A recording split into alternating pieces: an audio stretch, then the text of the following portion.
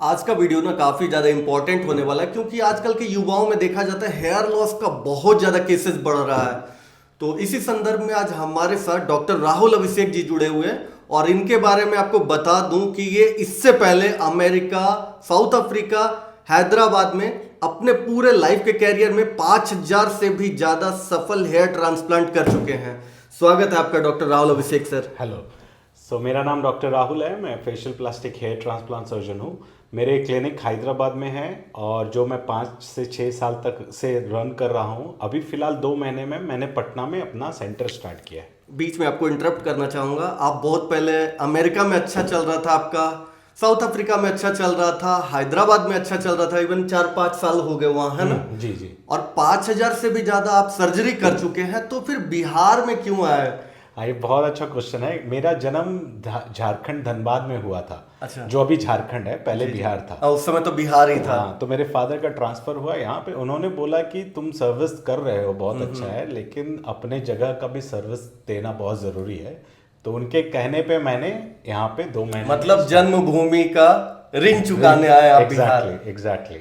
आप specially hair transplant करते हैं तो वो किन लोगों को करवाना चाहिए?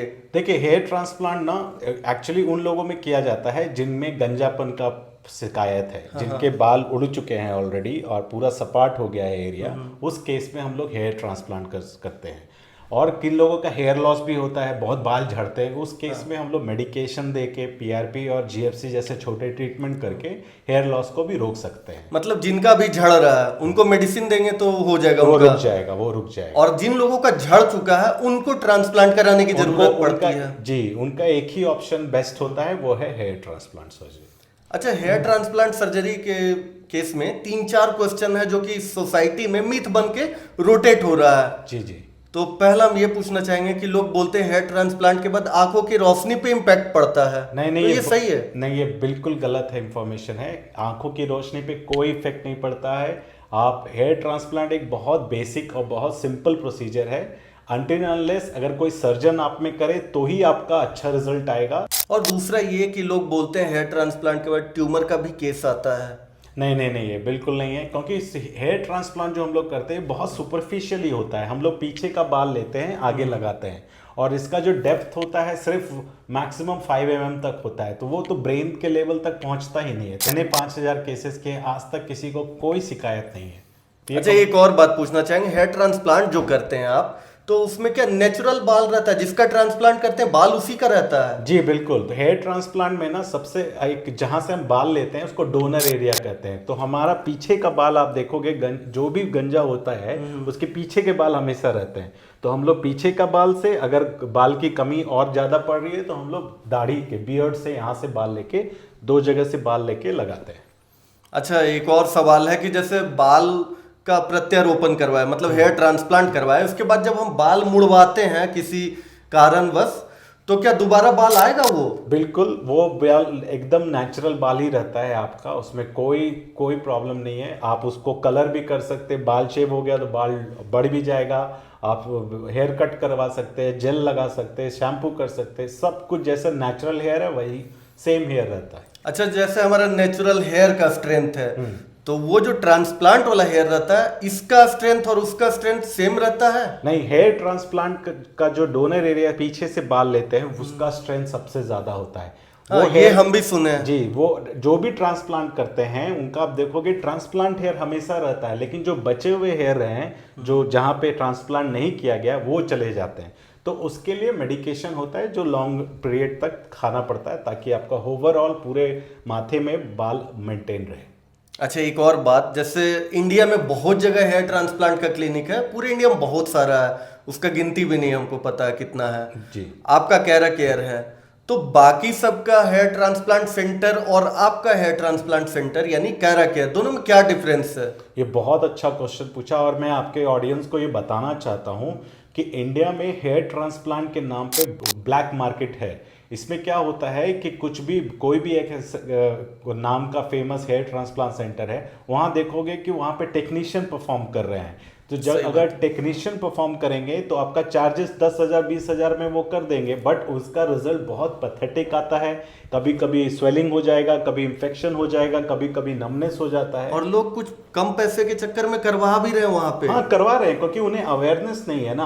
आपने इतना अच्छा स्टेप लिया कि आप अपने ऑडियंस को ये अवेयरनेस दे सके कि हेयर ट्रांसप्लांट अगर आप करवा रहे हो तो मेक श्योर आपको पता होना चाहिए कि आपका सर्जन कौन है जो आप पे ऑपरेट कर रहा है। वो वैसे ही सेंटर पे जाए जहाँ पे बहुत ट्रांसपेरेंसी मेंटेन किया गया है कि हाँ ये सर्जन है, ये आपका ट्रांसप्लांट करेंगे। तो ये तो हो गया हेयर ट्रांसप्लांट का प्रोसेस। और फेशियल प्लास्टिक जो आपके डिग्री के आगे जुड़ा हुआ है, तो इसका क्या मतलब क्या है? हाँ, क्या होता है फेशियल प्लास्टिक ट्रीटमेंट में? फेशियल प्लास्टिक ट्रीटमेंट में ना बहुत सारे ट्रीटमेंट होते हैं। तो अगर मैं पहले ट्रांसप्लांट की बात करें तो हम लोग बियर्ड ट्रांसप्लांट भी करते हैं। जिनको अगर बचपन से दाढ़ी नहीं हो रहा है, 20-26 साल 30 साल के हो गए, जैसे मेरा कम आता है, पैची बियर्ड है। हाँ, पैची बियर्ड है, एग्जैक्टली। तो उस केसेस में हम लोग बियर्ड ट्रांसप्लांट करते हैं। मेरे जैसे काफी युवा है जिन्हें इन समस्याओं से प्रॉब्लम होती है, सोसाइटी कहीं ना कहीं थोड़ा उनको फील करवाती है ऑकवर्ड। हाँ, क्योंकि नाउ सब देख रहे हो कि मैक्सिमम स्टार, फिल्म स्टार सब बियर्ड रखते हैं, तो सबको शौक अभी रिसेंटली टाइगर श्रॉफ ने करवाया है। हाँ, एग्जैक्टली। और दूसरा आईब्रो ट्रांसप्लांट भी हम करते हैं। जिन लोग, मैंने बहुत सारे बच्चों का किया है जो बचपन से ही उनका एक भी आईब्रो नहीं था, तो हम लोगों ने ट्रांसप्लांट करके उनका आईब्रो लाया। तो ये हो गया आपका ट्रांसप्लांट में। फेशियल में हो गया जैसे रोड ट्रैफिक एक्सीडेंट होता है, जबड़ा टूट गया, या फिर फेशियल। हाँ, रोड ट्रैफिक एक्सीडेंट में बहुत लोग को हम देखे हैं, जो लोग हेलमेट नहीं यूज करते हैं तो फेस पे उनका आ जाता है मार्क्स वगैरह। जी, सबसे पहला इम्पैक्ट ब्रेन और फेस ही होता है। कोई भी रोड ट्रैफिक एक्सीडेंट हो तो उस केसेस में हम लोग जबड़ा टूट गया या फिर किसी का फ्रंटल बोन टूट गया, जाइगो ये बोन टूट गया, वो सब फिक्स करते। लिप कट गया, वो फिक्स करते। कॉस्मेटिक सर्जरी में स्पेशली फीमेल का जिनका नाक छोटा है, नाक बड़ा करते, या फिर जिनको झुर्रियाँ आ रही है चेहरे पे, वो ठीक करते। टैनिंग हो गया, एक्ने हो गया, तो मल्टीपल ट्रीटमेंट्स हैं इसमें। सर, मुझे ऐसा लगता है कि मेरी ऑडियंस को जितना इन्फॉर्मेशन चाहिए था आपने उससे ज़्यादा उनको प्रोवाइड कर दिया। अब एक लास्ट क्वेश्चन कि मान लीजिए अगर हमारी इंस्टा फैमिली आपके पास ट्रीटमेंट करवाने आते हैं तो उनको आपके तरफ से क्या प्रेफरेंस दिया जाएगा? हाँ, तो जो भी आपके नाम से आएंगे, जो भी व्यूवर्स आएंगे, और जो अगर आपके व्यूवर्स किसी को रेफरेंस दे रहे हैं, वो भी अगर आपका नाम लेके आएंगे तो मैं उनको 10 to 15% डिस्काउंट हर ट्रीटमेंट में दूंगा। बहुत बहुत धन्यवाद सर। और एक और बात कि हमारे वीडियोस में ना ट्रांसपेरेंसी बहुत ज़्यादा होता है, तो मैं ये चाहूँगा कि आपका जो आईडी है जिस पे आपके ट्रीटमेंट के केसेस हैं, वीडियोस हैं, लोगों में थोड़ा अवेयरनेस होना चाहिए और लोग देख भी पाए कि आपका ट्रीटमेंट का प्रोसीजर कैसा है, उसका रिजल्ट्स कैसा है। तो आपकी अगर इजाज़त हो तो मैं ये वीडियो आपके आईडी के साथ कोलैबोरेशन में पोस्ट करना चाहूँगा। जी बिल्कुल, आप कोलैबोरेट कर सकते हैं। सो मेरा एक आईडी है, Instagram ID your hair surgeon के नाम से। वो ये आपके मेरे साथ कोलैबोरेट कर लेंगे। आप वहाँ पे जाइए, वहाँ पे देखिएगा कि मैं जो भी केसेस परफॉर्म करता हूँ, चाहे वो हैदराबाद में हो या फिर पटना में हो, उसका कंप्लीट अपडेट देते हैं। और ट्रांसप्लांट करने के बाद रिजल्ट आने में 6 मंथ्स लगता है, तो रिजल्ट्स आपको हर के सर्जरी के 6 महीने बाद उसके रिजल्ट्स दिखेंगे। तो मैं सर के दोनों क्लिनिक का, इंडिया के दोनों क्लिनिक, हैदराबाद और बिहार के पटना के क्लिनिक का एड्रेस वीडियो के डिस्क्रिप्शन में डाल दे रहा हूँ, इनके कॉन्टैक्ट नंबर के साथ। तो वीडियो ज़्यादा से ज़्यादा लोगों तक शेयर कर दीजिएगा ताकि जिन किन्हीं को भी इन चीज़ों की ज़रूरत हो उन तक ये इन्फॉर्मेशन पहुँच सके। बहुत बहुत धन्यवाद सर। Thank you sir.